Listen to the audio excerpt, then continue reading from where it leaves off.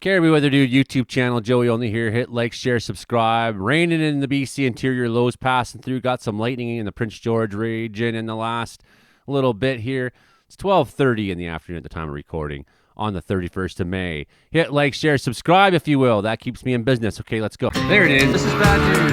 My God. Right now. Anything can happen. Yeah. Wow. I'll watch the video later. Ain't dry mopping this. We finally got our radar back up and going in the Caribou right now. That's really nice news. As you can see, heavy rain at Summit Lake area. Been raining steady here at times. Heavy in the Caribou Mountains. Been very nice for us there. Very nice for us. Meanwhile, down in southern BC, what are we seeing right now? Just more of that rain. Kind of up to the north is where it is. Of Kamloops there, so we're seeing where the ending of this precip goes in southern BC, not getting much of it. 26 degrees reported down there, 28 by Carameus, very hot in southern BC. Not so in the Caribou.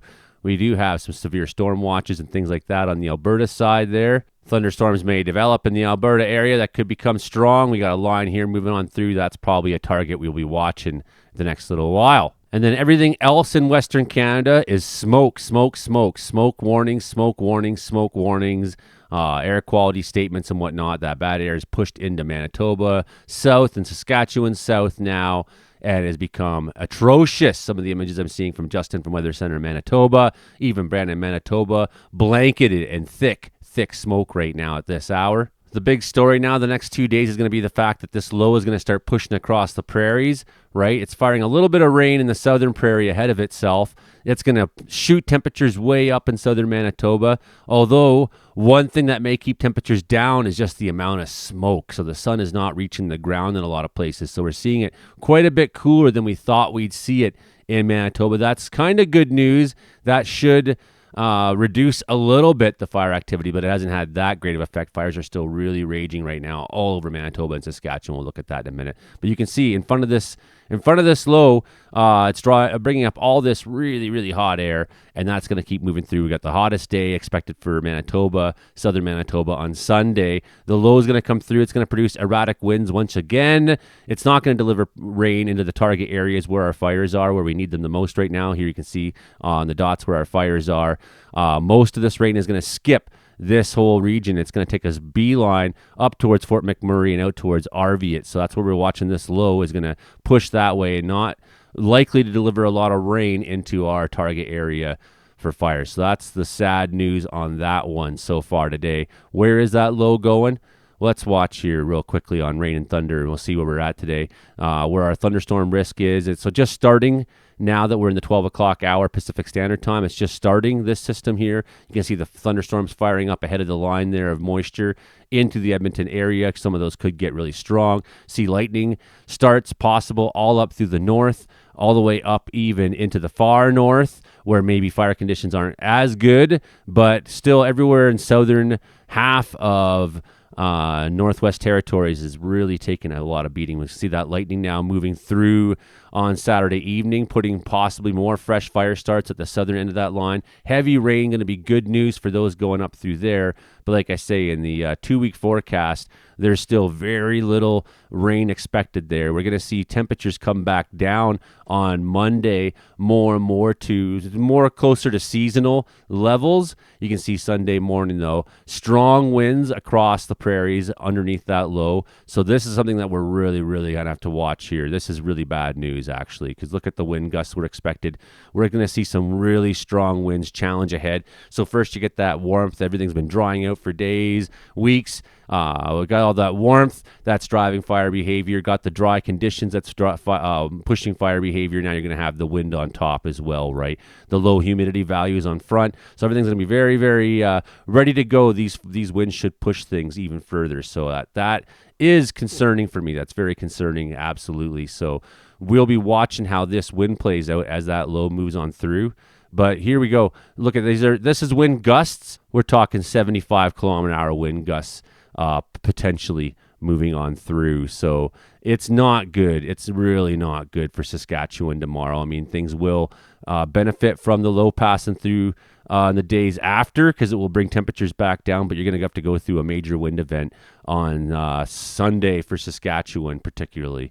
So that is the really bad news. And if we just rewind back to Sunday afternoon, what are we seeing in behind this low is thunderstorms all the way up the line, all the way up into the Northwest Territories, up to the Arctic Ocean even. So thunderstorm potential Sunday is really bad news for all these areas. Northern Alberta, the temperatures will still stay warm enough up there that you're going to have active fire weather. And then Monday, again, another round of thunderstorms in behind. So before we get to more moderate temperatures, we're going to have rounds of thunderstorms try to work itself out, try to work out the problem in the weather. And then finally we come back down to, more seasonal temperatures through Western Canada, I think, by Wednesday for a little bit here. Look at Wednesday afternoon, hitting 20 in some parts of the prairies, but this is a big time drop. Flin Flon, 12 degrees. You're going to have all that wind pushing fire activity in Saskatchewan, but at least you're going to have your temperatures come back down a little bit, and you might have a little bit of overcast for a bit in behind that too. So those are things we'll be watching for. We'll start with our look at firms by going to northern BC right now, see who's showing activity today. So far, G90216 appears to have a little bit of fire activity, as is this guy over on the Alberta border. Other than that, fairly quiet northern BC. Not seeing too much activity yet so far today at G70422 on the Kiskatna River.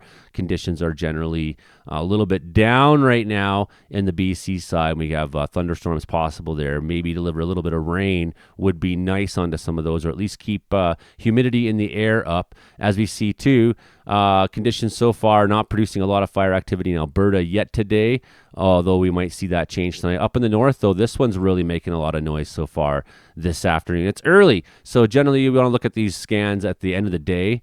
And with relatives coming, I don't know if I can do that today. So we're just having a quick look at lunch hour and trying to get an idea now on where it's going, right?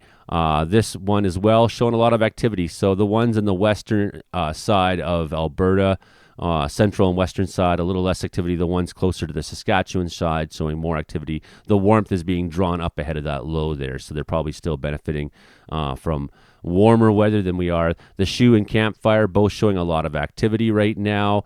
The Head showing quite a bit of activity. Looks like all sectors have active burning going on. All sectors, and some of the places where the burning is happening today is due to shifting winds. Once again, we've had winds kind of go this way and that way in different parts of the province in the last 2 days there. So that is problematic for them. This guy's still far out from La Ronge, but been closing in. Hopefully it stays to the north. J. Smith showing activity on the east flank. No, on the west flank, the west flank. So again, that's flanks I don't generally expect to see. I more expect to see it on this side, right? Here's two things that I am kind of concerned about and reported on yesterday a little bit, was that my Facebook at least, is that we saw, I think, some spotting or something was happening ahead of Wolf yesterday in the strong winds.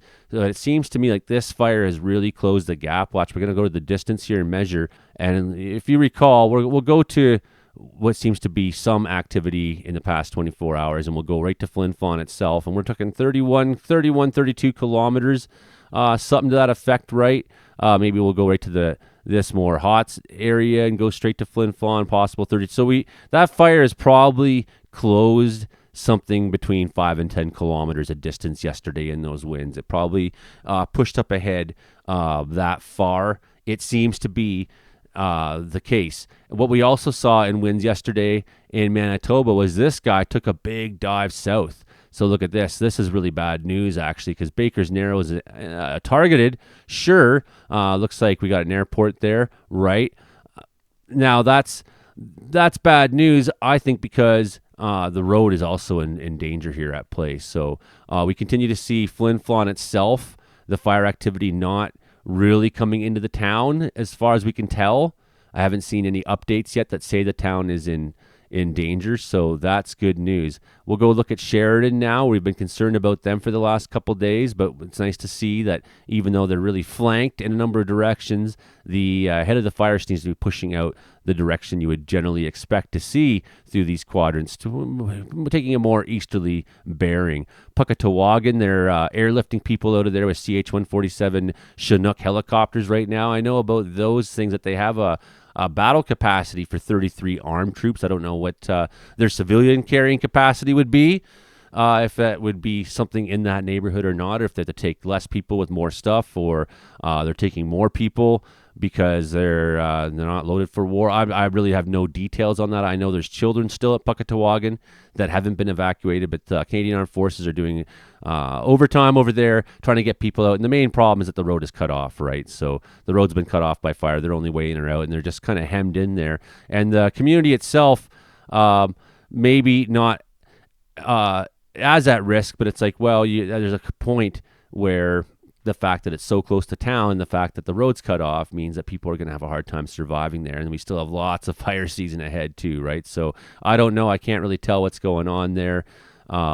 Just from looking at firms, this only gives an idea where hot spots are, where activity might be the most consistent.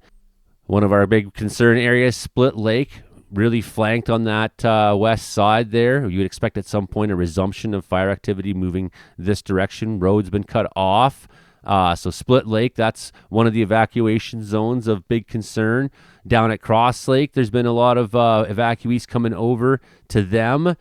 People having to take a single vehicle ferry, I've been told. Looks like a lot of the activity in the Genpeg area, though, is away from town today so far, at least. Drunken Lake there, fire torching off again on weird flanks. We got weird wind patterns going on because of because we've had a low move through, and in behind it, the whole system kind of goes on its head there as those counterclockwise winds, and then you have high pressure in other areas. So it's just like we've had some weird deformations. We'll look at that one more time before we go here. Weird deformations out there. And again, a lot of fire activity in all quadrants on this fire by the Ontario border. So very busy, very active burning conditions right now. Deer Lake, Northern Ontario, very active fire activity through all that. So just a little update on where we've been so far today. As you can see, like the Larange fire right now burning towards the southeast. Shoe fire, though, it's kind of taking a northeast bent, and so is J. Smith. So is these ones here as well. But then it looks like some of these fires are burning in other inconsistent directions. So we just don't have like a normal Split Lake even showing smoke moving towards the northwest. So it seems like every fire here has a different direction where its smoke wants to go, every region of fires. This one going back to the southeast as well. This one in Ontario, Red Fire, looks like it's going straight west. So some erratic wind directions are part of what's going on. That complicates things for firefighters. That complicates things for emergency planning. Definitely complicates everything. Couple areas of note: Edmonton in the crosshairs for delivery of smoke. Lloydminster, Cold Lake, Alberta in the delivery line for some smoke. Right, that's coming across through sort of still this plume, this bulge of it, then catching into the Saskatchewan fires. That intensifies it all. You can see it's like hitting something here, hitting a bit of a wall, pushing itself to the south. So we are seeing how in the next couple of days, smoky conditions are going to be shared by more and more people on the prairie. The good news being that, temperatures will come down a little bit. Maybe we'll see a bit of a reduction in fire behavior through the west once we come into the week. But with all the lightning that's going to show up now Saturday, Sunday, Monday, it's not good news, my friends. It's not good news for the long term. Our areas of concern in Saskatchewan still at extreme on Saturday conditions. Sunday, still extreme conditions through there. Still very high conditions up into the Northwest Territories where lightning is going to be hitting. So some of these are going to start. Some of these will take some. These will take some of these fires. Some of these lightning strikes will take. They'll make fires. And we're still not seeing a big drop whatsoever in Western Canada for fire danger, fire spread. We're really just seeing a reduction in temperatures and cloudy conditions for a number of days. So this is why I think we're going to see more fire starts come out of the lightning. We see the conditions for drought monitoring are bad. They're really bad. They're really bad through Manitoba. They're bad through Northwestern Ontario. They're basically a line there. Everywhere east of there seems to get better and better, on the whole. Not every region can say that. Still, severe drought situation, even through that middle part of Saskatchewan where those big fires are. And it's bad. It's bad in northeastern BC. If we go ahead a couple days, it's still bad. We're not seeing a big change in this whatsoever. We're not seeing enough rain coming into these key regions to counteract. There's like a line where you can see where the line where the rain is moving through. It's like central BC and then on out through this like line of Alberta and then up where the low is going to be. It's going to be very generous with its moisture up there, But the areas where it's needed the most seem to be what's avoided the most over the next bunch of days. So I am concerned that even though we have reduced temperatures, we're not going to have a reduction in fire activity necessarily on the whole, because we'll have lots of wind events. Still 19 degrees to me is active fire weather, especially if it's coming with a resumption of very low humidity through the west. So not a huge change, just a bit of a cool down for a little bit there through much of the work week in Western Canada. Again, that will reduce fire activity a little bit, but it won't be enough. Like, these fires aren't going out. They're not going away. These stories aren't going away yet. We don't have anything in the long range forecast that makes me think these areas are going to see an improvement yet. Meanwhile, in BC, we're going to hang around seasonal a lot for the next little while. I'm not seeing great temperature spread in the long term. Like, I'm not seeing a huge return for us. Maybe some warmth next weekend in the prairies temporarily, maybe some warmth in southern BC, but I'm not seeing like a big heat event so far for us. There you go. Maybe next weekend a little bit in southern BC. So we'll be watching for this to change. We'll be watching when the models start kicking out something new. Anyways, no one gives you the data like I do or the story, so I hope you hit like, share, subscribe. Consider becoming a channel member. I struggle hard on my own to keep this channel going, and I haven't had to do it on my own. I've had so many people kick in resources that have kept me getting computers, microphones, my soundboard that goes from the computer to the microphone. It's a special one. People have sent me phones and drones and things over the years, and kestrels, and I can't thank you all enough. You keep putting food on my plate as well. I appreciate you all. Just by coming and watching, the ad revenue alone helps get me through a month and keeps doing this. So thanks for all your support. We'll see you in the next one. Bye now.